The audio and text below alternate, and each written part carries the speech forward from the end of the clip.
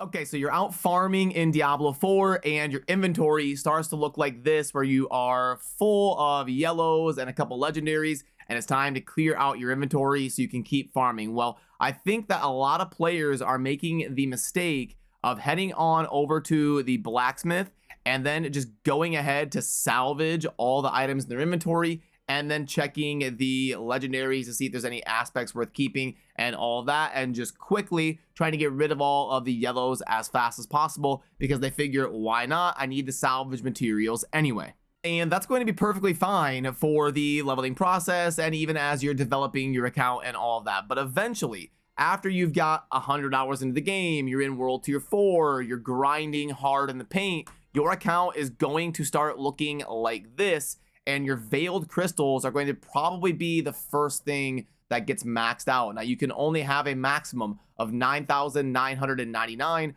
of a resource in this tab. So you're missing out on millions and millions of gold by having salvaged all of those yellows that you could have been selling to the vendor the whole time. And you're gonna need endless millions of gold in this game when it comes to heading on over to the occultist to re-roll your stats and really try to start min-maxing your gear. So what I would suggest that you start getting in the habit of doing when you are trying to clear out your inventory after a quick farming session and you want to get right back into the action is come on over here to the vendor section where you've got a vendor and a blacksmith. And the first thing you want to kind of do once you're kind of in the end game and you've at least got your build operational, what we want to do is filter for item power. So you're going to kind of quickly scan through here and scan, like, so for me personally, I'm looking for anything around like 790 and above item power. So I kind of scan through my yellows quickly and make sure I don't have any bangers. Like I don't have any 804, like an 806 right there. So that's one I want to stop and look at. 806, I'm like, okay, it's got the ice shards, but it only rolled a 2 out of 3, and it's got too many other like things I don't use. It's gonna be too hard to re-roll. So I know instantly that that is something I can go ahead and sell. So you kind of scan through here quickly, looking at item power 789s worth a second look. Nope, nope, nope, nope, nope. Okay, now I know that I'm good on my yellows. So what I would do is I would go over to the vendor and I would just sell all of the yellows that I just scanned. And then we've cleared the bulk of everything, and we got to go over to the blacksmith and salvage our legendaries that we don't need. But we also want to check for aspects that are pretty close to max, or aspects that you don't have any of yet. That way, in case you ever want to test a build or do anything special or try something new, at least you've got those aspects. You can see right here that this is a 20 to 30 roll, which, by the way, I've covered this before on my channel, but if you're new around here, just really quickly, the way you see that roll range is by going into options and then going under gameplay and then ticking on your advanced tooltip compare and information. And that will help show you those roll ranges when you're looking at things in your inventory and comparing them and all of that. It gives you that gray window of numbers so that you can help understand if things are good or not when it comes to rolls and aspects. And since this one here is a 27 out of 30, it's not like a 29 or a 30. Usually once I'm kind of grinding in World Tier 4 and I've got my build operational, I'm only looking for aspects that are very close to maximum or maximum. So right now I know this is not a legendary I'm going to use. It's not an aspect I want. And I would go crunch it at the blacksmith like so. And now I am cleared up and ready to get back to farming while doing so efficiently, keeping my gold count up. You can see I'm over 10 million now, having just sold all of those yellows here in the video. And I cleared everything out. And if I wasn't talking, this whole process would happen in like 30 seconds. And then I am back to get back to my group or go through my portal or whatever and get back to the grind.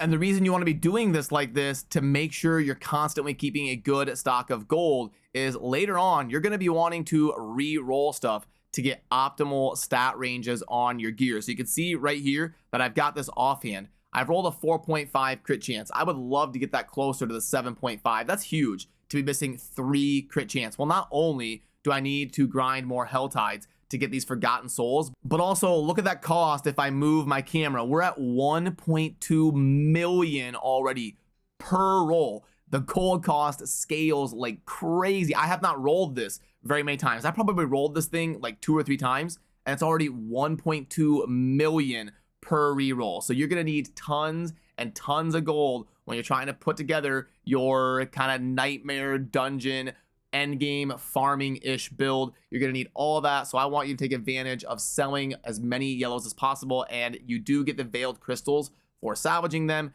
but I wouldn't worry about the veiled crystals because you're definitely going to need gold a lot more than you end up needing those veiled crystals. You'll constantly be maxed out on those just from kind of playing the game and salvaging the different stuff, while also they drop while you're playing. So when you're doing your lane farming, you're doing your XP grinding, you're killing mobs, they will drop those veiled crystals. You don't have to salvage your yellows to get those. Which, by the way, these forgotten souls are going to be another bottleneck in terms of not only the gold costing you, but look at that. I am at 0 out of 1 on my forgotten souls. So you do want to keep up a good stock. If you're under like 20 forgotten souls, you probably want to be prioritizing those Hell Tide events and running around, killing the bosses that spawn and getting the big mystery chest in there to get the legendaries and the forgotten souls and all of that, because the last thing you want is to find a new awesome upgrade that you're excited to use and you don't have the gold and you don't have the forgotten souls. So this is something you will run into in the end game. Sell those yellows and salvage those legendaries.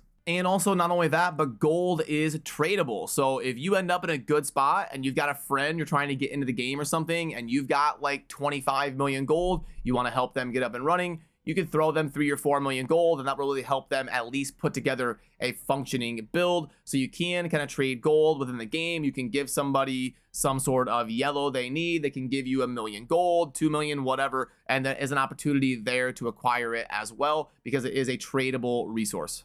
And there's all sorts of other stuff, honestly, that I want to get covered for you. I'm going to work on an infographic that will help break down what rolls on each piece of gear and what you're kind of looking for, like getting the +1 defensive skills on your amulet for a sorcerer and all of the different random things that we need to know about the different breakpoints of item power and all of the different management, organization, stash organization, muling, gearing, and all sorts of pro tips that I want to get out here for you on the channel. But I wanted to do this one first because I saw a lot of people ending up kind of just crunching all of those yellows and possibly getting themselves into a situation where they end up regretting how they've been playing and how they wasted so much time and now set themselves back, because all of your progress kind of snowballs. The better you manage your account in the first 10 to 20 hours is going to determine how fast you can progress in hours 30 to 50, and how well you do there determines how well you can progress in hours 50 to 75. So you do want to kind of do things the proper way the whole way through. It'll help you snowball a lot faster and get up to the end game, get up to level 90 plus as soon as possible without having to backtrack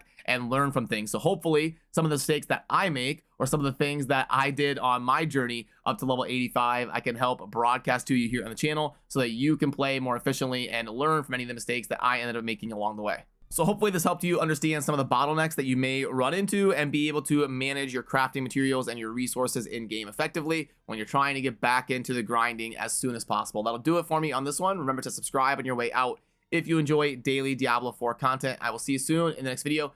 Thanks for watching. Peace.